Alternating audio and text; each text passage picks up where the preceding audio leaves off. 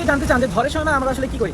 এখন যেমন বাংলাদেশের ওয়েদার ভালো না, চট্টগ্রামে সবসময় বিপদ সংকেত দিচ্ছে, আর সমুদ্র যেহেতু সবসময়ই খারাপ বর্তমানে এই সময়ের প্রেক্ষাপটে, তো এই ঝড়ের সময় আমরা আসলে কি করছি? আমাদের তো কাজ বন্ধ নাই বা জাহাজ বন্ধ হচ্ছে না, আমরা তো ঠিকই জাহাজ নিয়ে সমুদ্রের মাছ দিয়ে এই উত্তাল সমুদ্রের মধ্যে দিয়ে এক জায়গা থেকে আরেক জায়গায় যাচ্ছি। তো এই সময় আমাদের সাথে কি কি হচ্ছে আজকে আমি ভিডিওতে আপনাদের এটাই দেখাবো। ভিডিওতে আমি আপনাদের যেটা মেনলি দেখাবো সেটা হচ্ছে ঝড়ের সময় তো তীরবর্তী এলাকাগুলোতে এরকমের বিপদ সংকেত দেয়, বাংলাদেশে যেরকম চট্টগ্রামের এরিয়াতে বিপদ সংকেতগুলো বেশি দিচ্ছে। তো এখন মাঝ সমুদ্রে আমাদের সাথে কি হয় এই জিনিসটা ভাবতে অবাক লাগলে এটা ঠিক। সবসময় আমাদের যে জাহাজগুলো পোর্টের কাছাকাছি থাকে ঝড় হওয়ার আগে সেই জাহাজগুলোকে পোর্ট থেকে বাইরে বের করে দেয়, মানে তুলে সমুদ্রের মাঝে যেতে বলে বা যতদূর সম্ভব দূরে যেতে বলে। তার কারণ ঝড় যখন আসে তখন আমাদের কিন্তু মাঝ সমুদ্রে এত বেশি ইফেক্ট পড়ে না যতটা তীরবর্তী এলাকাগুলোতে পড়ে। এখন আমাদের বাংলাদেশে ওয়েদার ভালো না, সবসময় বিপদ সংকেত দিচ্ছে, কিন্তু আমরা এখন যে জায়গায় আছি এখান থেকে বাংলাদেশের দূরত্ব অলমোস্ট 400 বা 500 নটিক্যাল মাইল এরকম হবে। তো এই এত নটিক্যাল মাইল দূরে আমাদের সমুদ্র দেখেন এত কিন্তু শান্ত না। আমি যদি একটু দেখাই, এই যে আমাদের সমুদ্র, আমি একটু জুম করে নিচ্ছি, এখন শুধু সমুদ্রের অবস্থাটা দেখেন, এটা আমাদের পানি। আর মেন জিনিসটা হচ্ছে এই পানিতে যদি কেউ একবার পড়ে তাহলে বাঁচার তার কোনো রকমের কোনো চান্সই নেই। এই যে সামনের অবস্থাটা শুধু দেখেন, পানিগুলো কীরকম করছে, একটা পানি শুধু ঢেউ নিচে দেখেন। আপনার ভিডিওতে বা ক্যামেরা হয়তো বা তত ভালো বুঝতে পারছেন না যতটা আসলে বাস্তবে আমি এখান থেকে ফিল করতে পারছি বা দেখতে পাচ্ছি। তো আমাদের ভয় লাগে কিনা, আপনারা আরেকটা প্রশ্ন করেন যে ভাই আপনাদের ভয় লাগে কিনা।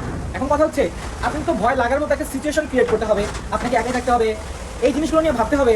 কিন্তু জাহাজের পরিবেশটা এরকম, আমরা সবসময় এই জিনিসগুলো ফেস করি। প্রথম কথা হচ্ছে এটা। দ্বিতীয় কথা হচ্ছে আমাদের কাজ কন্টিনিউ থাকতেই থাকে, আমরা সবসময় কোনো না কোনো কাজে এনগেজ থাকি।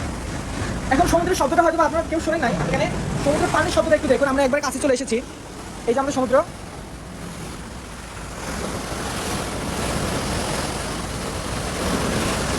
আমি একটু জুম করে নিচ্ছি।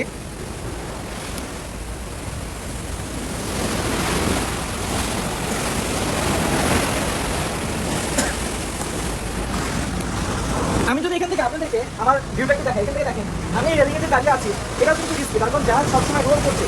যদি এখানে আমার আশেপাশে কেউ নাই, এখন এই সময় আমি একাই আছি, এটা অনেক বেশি রিস্কি। তার কারণ আমি যদি এখন বাইকটা চালা না করি, এখান থেকে যদি নিচে পড়ে যাই তাহলে এখান থেকে কেউ বুঝতে পারবে না যে আমি পড়ে গিয়েছি। আর যদি বুঝতে পারেও আমাকে চোখে দেখা, এখানে শুধু পড়ার সাথে সাথে আমি কত দূরে কোথায় হারিয়ে যাবো এটা খুঁজে বের করা সকলের জন্য অনেক বেশি চ্যালেঞ্জিং হয়ে যাবে। হয়তো এখানে আল্লাহ না চাইলে বাঁচার চান্স খুবই কম, আল্লাহ না চাইলে এমন বাঁচতে পারবো না, কিন্তু এখানে পড়ে গেলে বাঁচার চান্স ধরে যাওয়া যায় যে জীবন কাছাকাছি।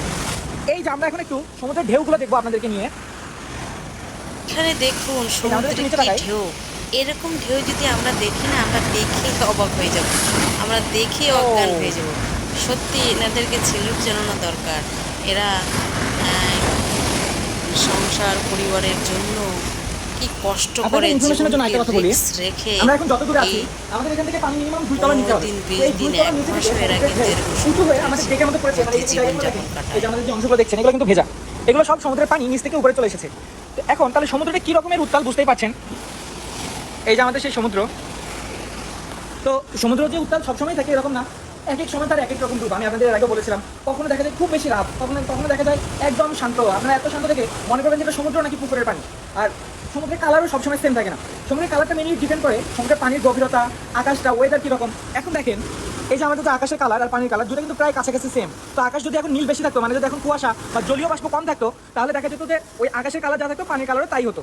এখন যদি দেখেন ওয়েদার খারাপ, তাই আকাশটা একটু খারাপ বা জলীয় বাষ্প বেশি, ভ্যাপরটা বেশি, তার জন্য পানির কালারটাও এখন অত বেশি নীল মনে হচ্ছে না। এখন শুধু এখানে দেখার মতো যে জিনিসটা সব থেকে বেশি ভালো লাগার সেটা হচ্ছে পানিটা। সমুদ্র সবসময় সুন্দর, আর এখন যে অবস্থাটা দেখছেন এটা হচ্ছে ভয়ঙ্কর সুন্দর।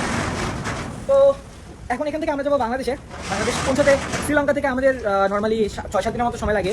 তো 6-7 দিনে অলরেডি আমরা 3-4 দিন ক্রস করে ফেলেছি, আর 2-1 দিনের মতো হয়তো বা আমরা বাংলাদেশে পৌঁছে যাবো।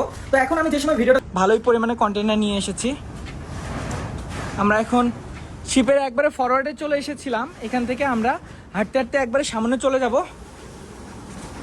এই দিকেরও ওয়েদার সেম। আমাদের কন্টেনারগুলোকে ভালোভাবে এটার সাথে বেঁধে রাখতে হয় যেন এই রোলিংয়ের সময় সেটা পড়ে না যায়। এই কন্টেনারের সাউন্ডগুলো শুনতেই পাচ্ছেন, এটার উপর ভালোই প্রেশার পড়ছে। এই সময় ডেকে থাকা, ঘোরাঘুরি করা সবই অনেক রিস্কি, তার কারণ যে কোনো মুহূর্তে এই কন্টেনার খুলে পড়ে যেতে পারে। যদি কন্টেনার এই রোলিংয়ের মাঝে খুলে পড়ে যায় তাহলে এখান থেকে বের হওয়া বা বাচ্চার চাঞ্জও আহামরি খুব বেশি থাকবে না। আমাদের শিপটা হচ্ছে 185 মিটার লেংথ। এটা একটু এর থেকে অনেক বড় বড় শিপ আছে, 185 মিটারও ছোটো না। তবে 185 মিটার বাকি শিপগুলোর সাথে যদি আমি কম্পেয়ার করি আমাদের জাহাজে থাকার জন্য বাকি যে শিপগুলো থাকে সেগুলো তুলনায় এটা একটু ছোটোই। নর্মালি দেখা যায় বাকি শিপগুলো 200 মিটার 250 মিটার হয়, আমাদেরটা 185 মিটার। আর যদি কত বড় পর্যন্ত জাহাজ থেকে এটা আমি আপনাদের বলি, 450-500 মিটার পর্যন্ত জাহাজ আছে। আপনারা যদি গুগলে সার্চ করেন তাহলে অ্যাকচুয়াল ইনফরমেশনটা পেয়ে যাবেন। আমার এখন 100% শিওরিটি সহ আমি আপনাদের জানাতে বা বলতে পারছি না।